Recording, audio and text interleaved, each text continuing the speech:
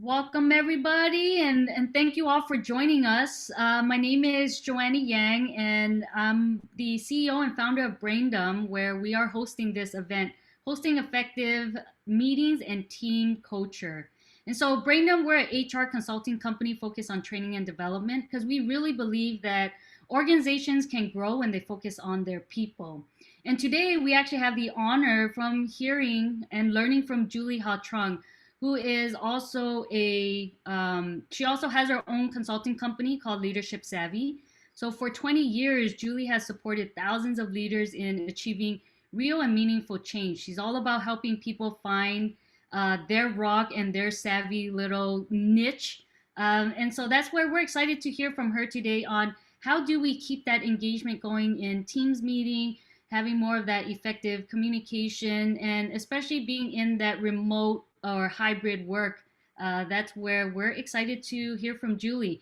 I cut her bio short because I want to allow more time for her to share her knowledge and wisdom and for you all to ask your questions. So feel free to use the chat. I will help Julie filter through that if she doesn't get to it. Yeah, take it away, Julie. Yes. Thank you, Joannie. I always say she's my partner in crime. We love people. We love learning with each other and with you. So I'm actually glad you didn't read my entire bio, because a lot of what I gain joy from is actually hearing your experiences as well. I am a big believer that you can learn online, you can read a book, you can watch a video, but when we're here in the live environment, it's that reflection time. It's the time we have to chat with each other, to talk with each other, where learning becomes concrete, right? I believe we all have magic and we are doing good in the world, but we don't often pause to think about what is it about us? What is it about the way we operate, the way we move through the world that works? And I think a training like this allows us to take that pause, call it out, and then be able to replicate it for ourselves, but also for the people we work with. So that's a bit about kind of how I approach leadership development. I think the magic is already in you, and it's about kind of extracting that and being able to use it intentionally.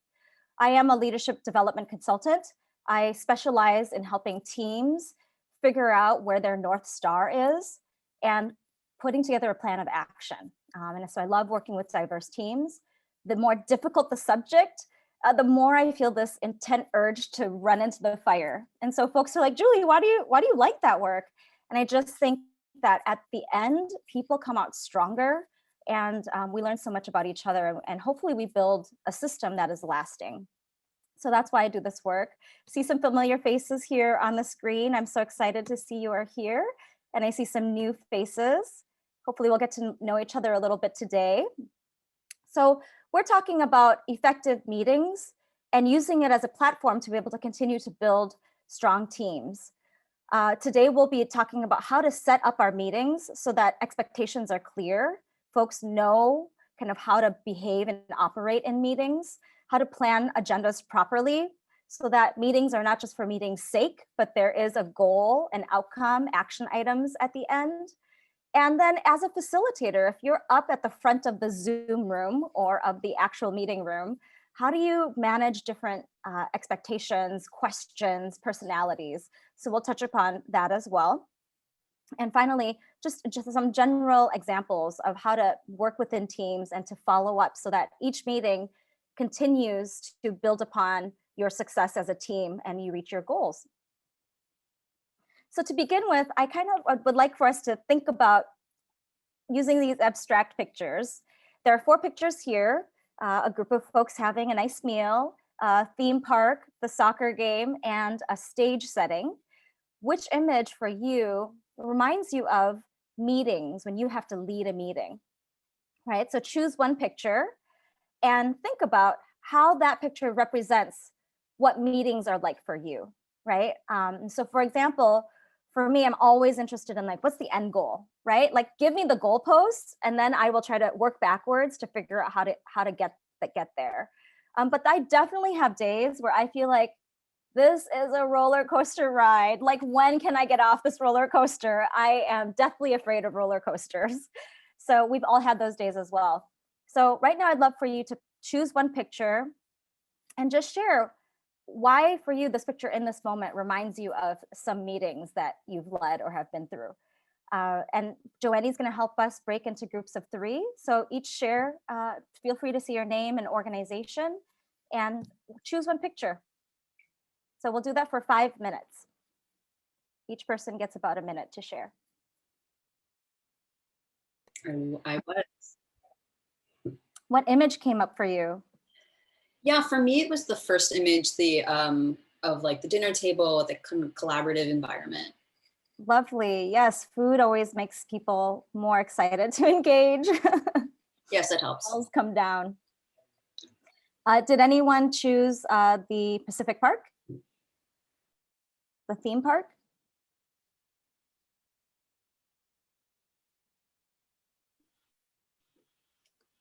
I did for the theme park just because I think when we have a lot of different people in or a meeting, it kind of goes all over the place, up and down. So it's kind of just managing and organizing that. Yes, up and down and around for sure. And as facilitators, even though we have a plan of action, we kind of have to have that save room for that flexibility, right? For folks to be able to share their ideas or to ask the difficult questions. So yeah, we don't want a completely level roller coaster either. What about the goalpost? Did anyone choose the soccer goal, the soccer game?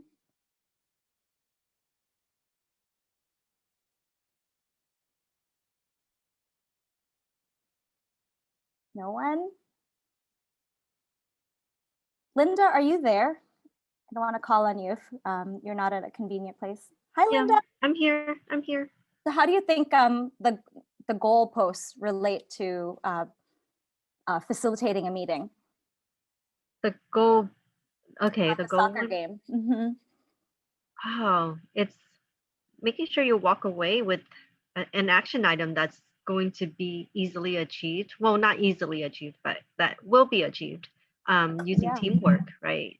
Using teamwork, making sure that that goal will be achieved, and each person has a plan in place to ensure that that goal is achieved. It's Yes. working together. Right. So as facilitators, sometimes we get nervous because we feel like we are orchestrating the meeting. The outcomes are contingent upon how we lead the meeting. But this, I love the sports analogy because it reminds us that it's about the team, right? And that we have to work together. We are just maybe plotting out a potential path and letting folks own it. So yes, I agree with Linda. If you can leave a meeting with clear action items and folks know who's responsible for what and what direction to head, that is definitely a win. And did anyone choose the stage? I did actually. Yes, tell me about it. I chose a stage because many times, and just sharing from my experience, I work in a male-dominated space with a lot of Asian men, and many times meetings are directed by them, delegating. And after speaking for about 30 minutes, the meeting's over. We didn't really have time to provide input, and although we walked in with great ideas and input, we didn't really have the opportunity to discuss it. And oftentimes is being delegated, tasks are being delegated to us without asking us in return, is there an easier way to do this? Is there an alternative? So there's always that one person or two people on stage, but yet we're the audience and we just kind of take it all in and we have to execute it, whether we like it or not. I love that analogy you painted because so often we visualize meetings as a round table, but then we get to the meeting and reality, it's more of a stage. You're absolutely right.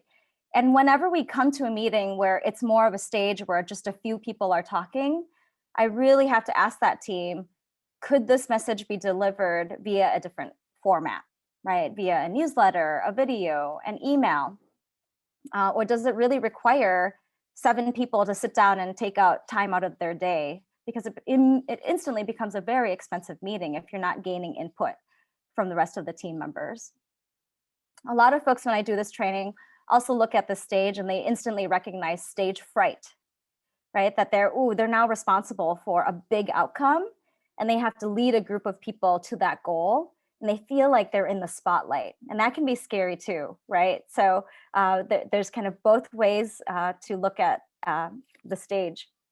So what I love is we have really positive examples of meetings, right? Coming together, collaborating, breaking bread, and really fostering that sense of teamwork, getting something done, and weathering the ups and downs. And my goal for you at the end of this training is for you to be able to step onto that stage more comfortably, and based on Linda's example, like welcome others to join you on that stage, that it isn't just a one-way communication.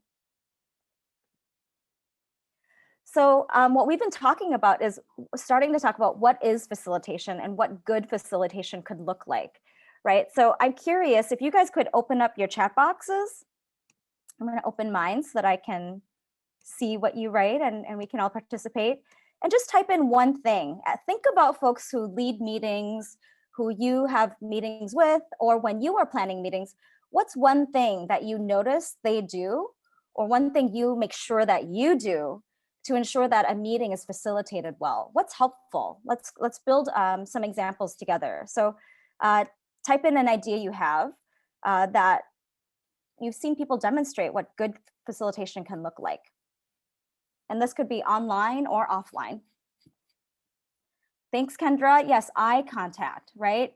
That instant connection, that you care about people. So a facilitation tip, right, is constantly looking around the room. It's a little different on Zoom, but that eye contact is so important. And that goes for if you're leading the meeting or attending the meeting. There are far too many folks who forget that it's the spaces in between that matter, right? It's the body language that matters. So when they say communication, always remember that 60% of what people remember is how they felt. So the way your body language, the way your tone comes across, that's 60% of what they remember. They'll remember about 30% how you said it. So like, did you sound angry, right? Were you really meek and quiet, right? The how you say it, the tone.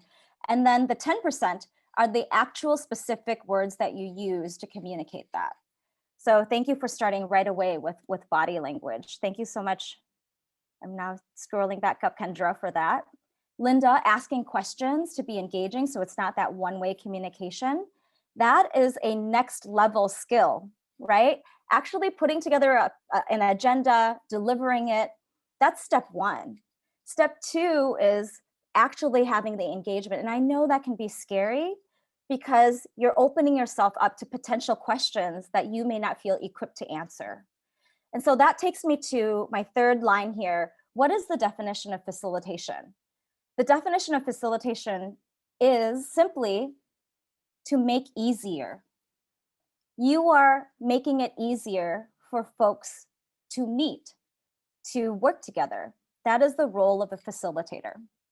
And so if you think about that definition, it takes the pressure off of us to have a sense of the end result, to be the expert in the room. We're here to facilitate that team's ability to work together. So as long as we create the structure and the space, ultimately the decision is theirs, right? So that, to me, that has helped me over the years.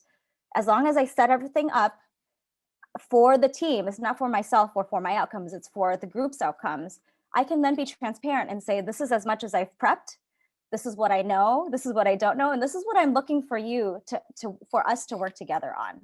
And so it's okay if in the meeting you don't have all the answers and you have to say, okay, we might have to table that or come back to it. Let's look and see what else we have here. Keeping the team engaged, asking questions when everyone knows what the meeting is for. How many of you have standing meetings that you meet every week or every month or every quarter? And you go to the meeting and sometimes it's not really clear how this meeting is helpful, right?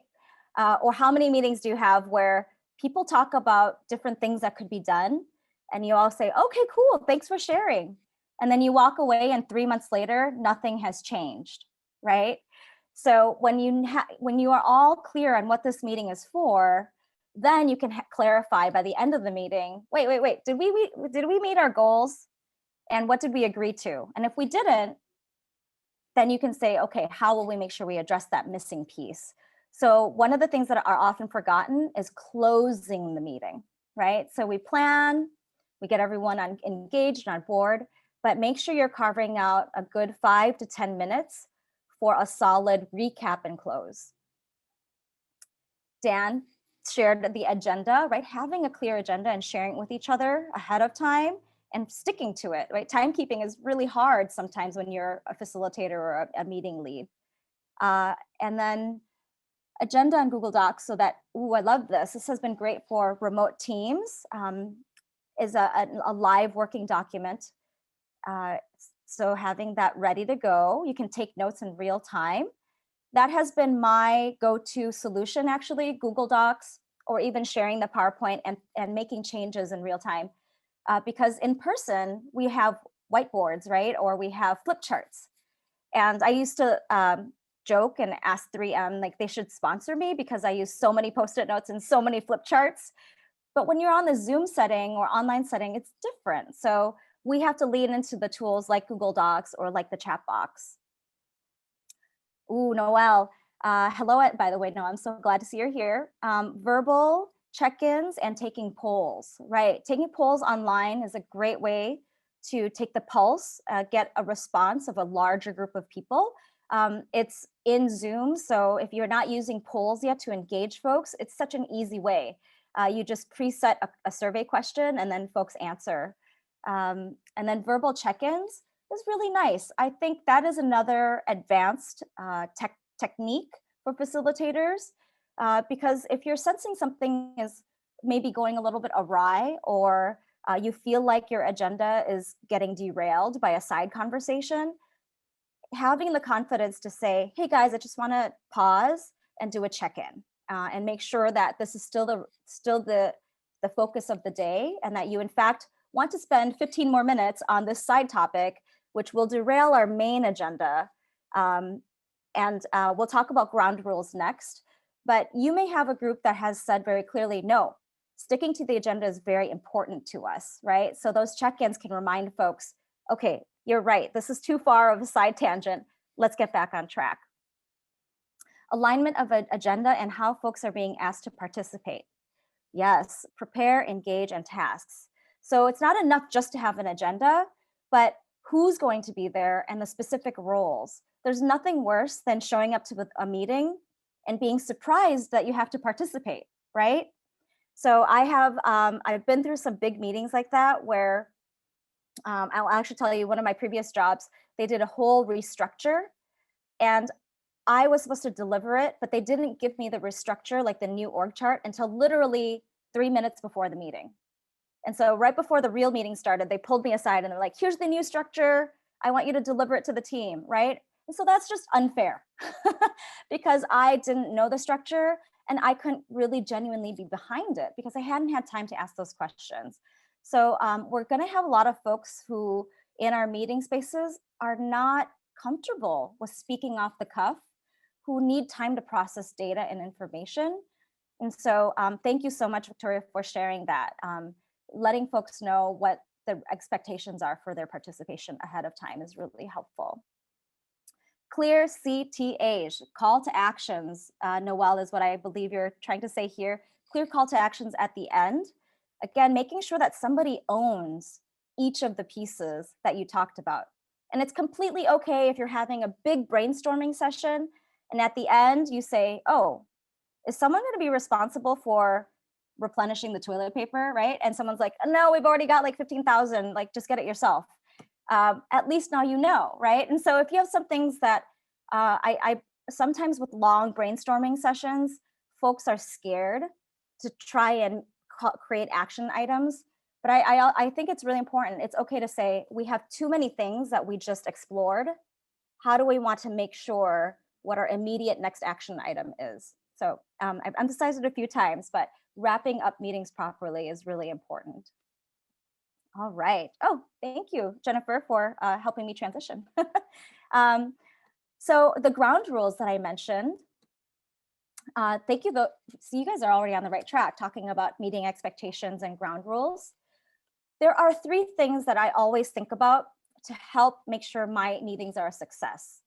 I design my meetings to ensure that my team can continue to improve on their performance. What do they need to be able to do their jobs well? What kind of communication that they need with each other, right? And so that's really for the performance outcome. The second goal that I have is how can this meeting help reinforce a positive working relationship? So if hopefully you've experienced some teams that will always start a meeting with, in some groups, they just read out their mission and their values, reminding each other why we're here as a company and that this is what we're striving for. I think that's a great way to start the meeting. If that gets old, just print it at the top of your meeting agenda to ground you all in why you're here. You can always start the meeting with team building, icebreakers. We did a little bit one here, just using visuals to help people start to tune in, right? They probably were running around trying to get their kids on their Zoom meeting or making lunch for the dog, right? Coming back and being able to reset their brain and focus in on the topic at hand can be a fun way to continue to build relationships. I'm a consultant that works with a lot of teams, and they often say that the one thing that they wish for is more social time. So many times we are focused on the outcome at hand, and they say it's hard. It's hard to trust each other, to know when they can ask each other questions, to just do a quick email or a phone call when they don't really feel like they know each other. And more people are working remotely or were hired remotely, so they haven't had a chance to really get to know their team members. So this is an area where I think as leaders and people who are designing agendas, making sure we make time during the agenda to help people get to know each other better. One last thing I'll say about this is having rotating presentations. So having each team member or each department rotate, 5 or 10 minutes every time you have a meeting, just to do presentation on what they are working on, helps them have pride in the work that they do, and for others to know the value that they bring to the organization. So when we're setting ground rules, what ground rules are, many of you have probably heard of them before, but they are the foundation in which you all will work together. What are the common understandings that we will all agree to? And so I have some examples written on this page, but I wanted to emphasize, because usually you see it as a laundry list. And when you create your ground rules for you and your team, I want you to make sure that, yes, you have a laundry list of good ones, but to really build it together and make sure that you have both procedural and behavioral ground rules. So the difference there is procedural would be, a ground rule would be like, let's start on time, right? So a 12 o'clock meeting means a 12 o'clock meeting. That's a procedural rule. And that is something I don't want you guys to assume anything with your ground rules. I think it's really important that you take this time to talk with your team about, what does on time mean? Does it mean come to the meeting 5 minutes early so we can talk and just socialize? Or does it mean no later than 3 minutes, or you get to wash the dishes at the end of the day, right? Because there are some groups who they're always going to start a few minutes late. And so to even clarify, what does starting on time mean, right? So behavioral ground rules are more about how you will behave in the meeting to create that sense of collaboration and mutual respect and trust. And so some of the bullet points at the end are more behavioral. Before you share your thinking or suggest a change or ask a difficult question, or to give a thumbs up to a direction that the organization is headed, to actually first state your views, right? Explain your reasoning and intent. I think the context behind your thinking sometimes doesn't get communicated. And so we end up offending people when we don't even realize it, right? And so we may say, oh yeah, definitely, I want to take that route. Or, I don't think that's a good idea, right? But being able to actually communicate your reasoning and the intent behind what you're sharing helps folks better understand your thought process. And of course, we're going to have some folks who are more long-winded, and we're going to have some folks that are shy and not wanting to share very much, right? They might need more time to process and think before they share. And what happens then sometimes is your thought then, you don't get a chance to speak up because they've already moved on to the next topic. And so the first bullet point, which is a popular ground rule, is called step up and step back. So if you are constantly speaking, raising your hand, sharing ideas, that you are somebody who naturally steps up. So for this ground rule, you should probably try practicing listening more before you step up. And so this one is actually encouraging you to step back a little bit, so you can allow other people's thoughts and ideas to come through before you share yours. And for those of you that are a little bit more quiet or measured before you speak, right? You want to think about what you want to share and you want to process the information. Try practicing stepping up a little bit faster than you do traditionally. And that it's okay to tell folks, I haven't thoroughly analyzed the data. I haven't really thought through my complete understanding of this, but just speaking off the cuff, this is how I feel about it right now. Or to even say, I'm going to need a little bit more time. I'll get you that answer, at 2 o'clock. So step up if you don't usually, and step back if you're constantly stepping up. Let me see if there's any other bullet points I wanted to pull out here. But really, there are no right or wrong ground rules. It's about when you're starting your meetings, I might do it annually, right? You can evaluate your group annually and say, hey guys, we've been meeting for a year. How has it been working? Does this agenda work for you? Do you feel like you guys have a good working relationship? Are the team building activities like too long? Or are there not enough, right? And that's also your time to say, hey, let's revisit our ground rules. And what are some of the values that we want to bring to our meeting and uphold for each other? And so if your meeting is going off track, right? Maybe people feel like they're arguing or you're hitting a dead end. You can say, hey, let's come back to our ground rules and remind each other, hey, we're here for the same goal. And let us understand. Please explain why you feel this way, and so that we can get through this hump together. At the bottom there, I have a link. So after the training, we will send out the materials for you, and you can go to that. There's a resource with a bunch of different ground rules that you could use for your meeting. I typically bring like a short list of ground rules to foster conversation with my team, but some people like to have a blank sheet of paper, like just come up with ground rules off the cuff. That's going to have to be a group that's more savvy with ground rules. So I would encourage you to tee up the conversation by bringing your own short list before you have this conversation with your team. All right. I think I have a question. Is it appropriate to have a moderator for a meeting, i.e. stay on topic, agenda minutes, invite others to talk or chat? Yes, so I think sometimes a facilitator is the moderator. Actually, a lot of times they are. If you are leading a meeting and you feel like you need to participate, you're probably not going to be the best moderator, and you might want to find a different facilitator, a different person to lead the meeting. So I don't know if I answered your question exactly, but it is a consideration that people who are leading meetings have to think about. Do I want to engage? And if I do, I probably shouldn't be leading, because if you're leading the meeting, that you're in a position of power. And so you're less likely going to be contributing in the same way as other folks, right? They'll take your word as being more powerful than theirs. So Noel said, yes, having separate people is helpful.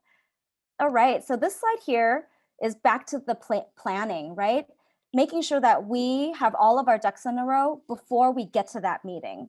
And so this group here talked about how clear goals, so that you have clear action items at the end, are really helpful and important. And so I encourage you to build out your meeting. First, why are you meeting? What is the purpose of this group? Over time, some groups lose a sense of purpose. They meet because it's a standing meeting. It's a meeting that happens every month. but to make sure that A, what is the intent? Why do we even have these meetings? And then B, for this particular meeting on this day that's 1 hour long, what are the specific goals we are trying to achieve? And if you can develop that understanding before the meeting with whoever is involved, you'll all be on the same page, and like there'll be much more buy-in, and actually make your life easier as a facilitator. Clarifying the participant roles. We had someone mention that earlier. Who needs to be at this meeting? And think about, are there some folks who are coming who are not going to be speaking, right? If they're not going to be speaking, do they have to be at the meeting, right? It's, again, it starts to get expensive when you're adding all these people to just sit there and listen. They don't feel as engaged. And maybe they don't have lots to contribute to that meeting, but then you want to make sure you're building in at least a little bit of engagement, even if it meets the building team relationships, right? Maybe they're not contributing to the specific performance presentations, but they're there because they're part of the team. So make sure that you actually build that into the agenda. And then the shared agenda, I mentioned that it's co-created. And logistics. So for logistics, I wanted to talk about setting up the actual meeting. This is an additional layer on top of the agenda and being very intentional about it. I would encourage you to find somebody who actually has a natural event planning bent. They like to plan meetings. So they think through all the details that are very meeting specific, in addition to the performance outcomes.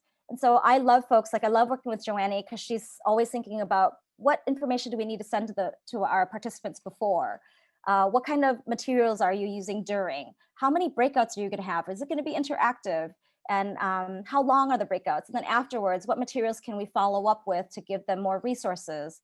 And what needs to be posted on YouTube? Like these logistical checklists, it's really helpful because I'm so focused on the content.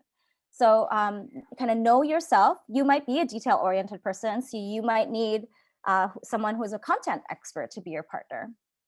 But with logistics, the one kind of tip I like to share is whenever someone brings out a logistical suggestion, okay, as an event planner and trainer, I have heard all of them, right? Like, I think your bread should be cut into triangles instead of squares, right?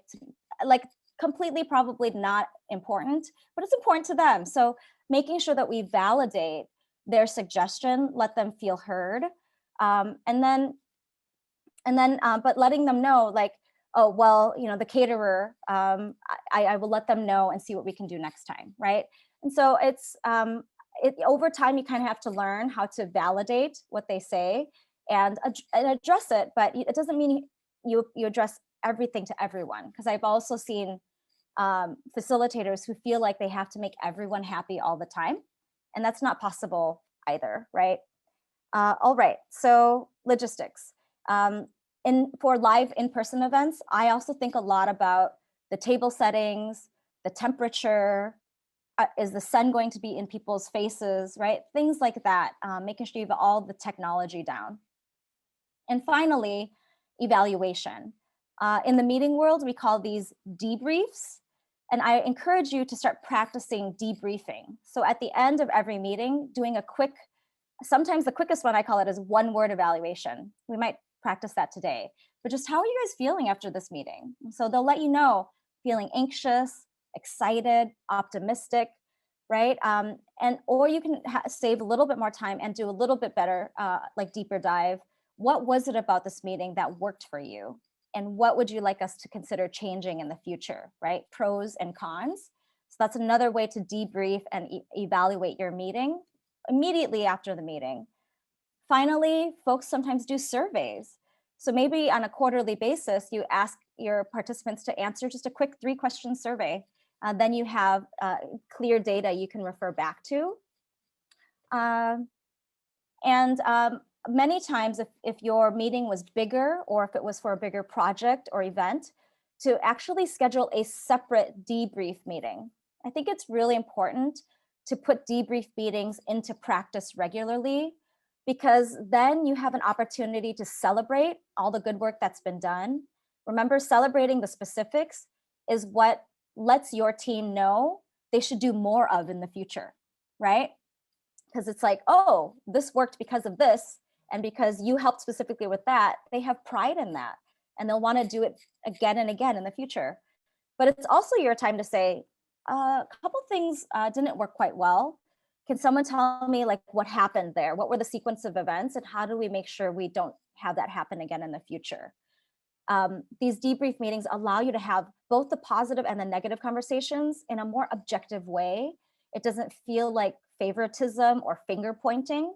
Too often after a meeting or event, we say, oh, that was great. Good job, guys. We finished the project.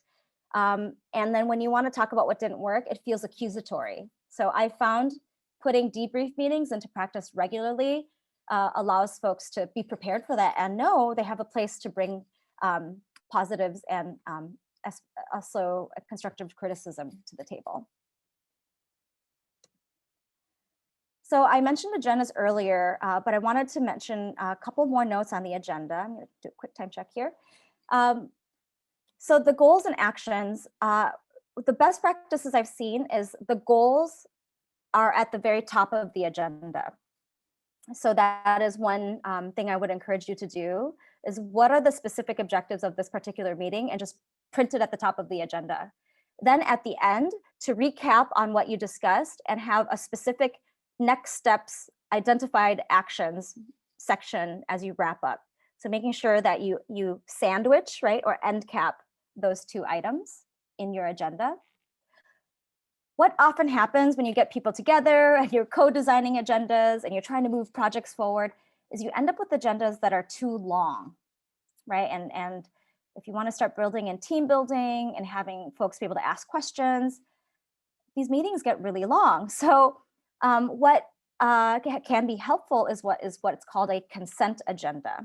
And for those of you who haven't used it much, that's where maybe half the agenda is just quick updates, no discussion needed, right? And the other half of the agenda is, these are real things that we are grappling with and we would like to discuss. So you send out your agenda, including the consent agenda, ahead of time, so folks are reading it before they get into the meeting. And at the meeting, you simply go, do we all agree on the consent agenda? Have you read it? And folks say yes.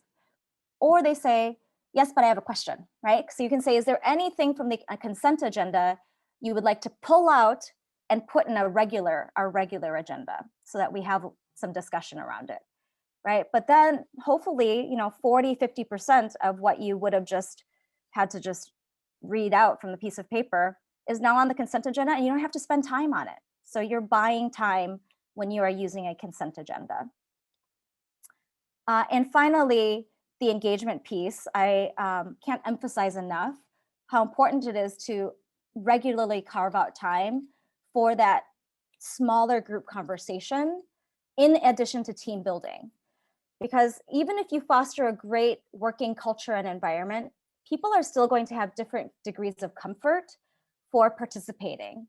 And so small group conversations, even if it's an in-person team meeting, I challenge you every meeting to have at least one small group conversation so that everybody feels comfortable participating. And you'll find different ideas emerge when you have small group conversations. If you're looking for a quick resource, this book here is really fun and helpful, Team Building Activities for Busy Managers. There's a whole series of books on quick team building activities. It's a whole series, so take a look at that. And this is just a fun cartoon. But sometimes when I'm working with folks, like, I have to hear from everyone, but everyone literally has a different idea, or they're saying the same thing in different ways.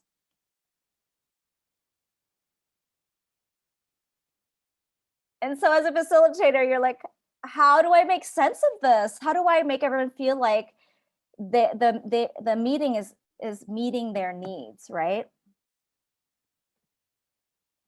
So we've talked extensively about goals and preparation, reading the room, right? It's okay if the room is moving in a direction that you didn't expect, and to do that pause and check in. Timekeeping, I would encourage you to have someone else be your timekeeper. because then it doesn't feel like you are cutting someone off if they're talking really long. The timekeeper can do that.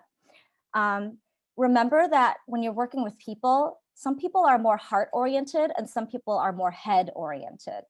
So as team leads, we need to make space for both, right?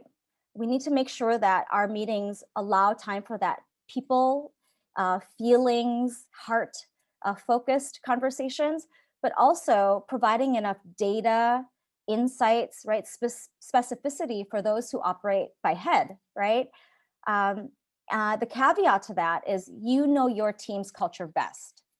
So if your culture tends to be more head and data driven versus heart and feelings or people driven, that is your clue that that's what your team will need from you to be able to trust you and feel like this is a good process. No version is right or wrong, but you knowing where you stand as a baseline and where your team's culture is will really help you sync up. Listen and tie in. I mentioned that before. Make sure everyone feels like you are hearing what they're saying, scribing, taking notes, putting it in the chat box on a whiteboard, allows them to visually see that you heard them, right? And then always tie it back to the goals or the conversation at hand as best as you can. If what they brought up is impossible to tie in or hard to talk about in just a few minutes, I always use a parking lot and I say, wow, that is a really interesting conversation that we should continue to have, but we don't have time today, so I'm going to put it on the parking lot. And at the end of the session, we'll look at our parking lot and determine when in the coming weeks or days we can circle back on that topic. So that's what a parking lot is used for. It's just a side piece of paper. You could just have a notebook here and literally write parking lot and be like, okay, Jean, I've got that on my parking lot. We'll circle back on that later. It helps folks see that you're not just brushing them off. So with the wrap up, you guys are so ahead of the game, making sure we do wrap ups, the recap, clear on action items, who's doing it, by when, right? And my favorite is the next steps. Like, do we know what the next steps are? What don't we know? That's a question that's often not asked that I would encourage you to ask. What don't you know? What outstanding questions do we have? Because oftentimes we want to end on that high note, but we're not actually bringing healthy conversation, right? And saying, hey guys, this is one last chance. Based on everything we talked about today, is there any hesitation left, right? Because you don't want people walking away from that meeting kind of stewing inside or just thinking, they missed something really important. I can't believe we didn't talk about it, right? You would rather have them tell you at that meeting and then you can address it in real time. Ooh, post-it notes. Yes, parking lots. No, well, she gets me. All right, so my last two slides here are about group dynamics. And so as a facilitator, our job is to help create that space for healthy discussion. And so the way I do that is I usually provide a little prompt, right? I open it. And then I have somebody dive in and expand it a little bit, right? So it doesn't always have to be me talking. I can ask somebody ahead of time to maybe do a little presentation to share and expand on the topic. Then the group usually works together to dive in and grapple with it. This is the meat of the conversation, right? And then after they've had that, my job as a facilitator is to then narrow the conversation. I call it the funnel. And so I say, and this is why people pay me the big bucks, is after the 1,000 ideas that you guys have had, here are some themes that I heard. Here are some possible action items, or here are some concerns, right? And what you're trying to do is you're just trying to create some structure around their conversation. And it's okay if you feel like it's too many ideas and you're overwhelmed and you can't pull out the themes right away. That's an answer too, to be able to say, hey guys, I really appreciate all your insights. Let me digest this, and in the next couple of days, send you a potential action steps. Or let's have a follow-up meeting and I'll draft a plan that we can then discuss. But your job is to narrow it and help folks come to some sort of closure and agreement on what the action items are and the next steps are. and you may have seen this because I have it in lots of my trainings, is be kind to yourself. Group dynamics always have ups and downs. It's that roller coaster of personalities, of project snafus, right? Of just maybe you couldn't sleep well last night, and so today you're in a funk. That's okay. Groups always start on a high note, right? Oh, this is something we can do together. We're going to be great. We're going to be amazing. And then the real hard work comes. Personalities emerge. Decisions on how resources are spent emerges, right? And so you're going to go through storming. And I just wanted to share this with you and remind you that it's normal and that our job as facilitators is to be in it for the long haul, to help them make it easier to get through that storming phase. What is it that's creating some of this uncertainty, and what would help them get a clearer process? And as we continue to get out of these ruts, we are creating what's called normalizing, right? We're creating new norms, new group norms on how we are going to work as a team. And that is when your team starts to get each other. Like, oh, we're really different, but I understand what you bring to the team and why you ask those questions, or why you are so zealous and have all those crazy ideas all the time. You start to value each other and understand how to pull out the best through each other. And you get to a performing stage. And I wish that the roller coaster just keeps going up, up, up, up, up. But the one thing we know is change is constant. So you're constantly going to have to, it's almost like a loop. Like your roller coaster will just keep going around and around and around. And that's actually our job as facilitators, is to help the group weather those ups and downs. So remember that slide when you feel like you're in a little bit of a rut with your team. So in closing, my question for you is maybe for homework when you're in the shower tonight, right?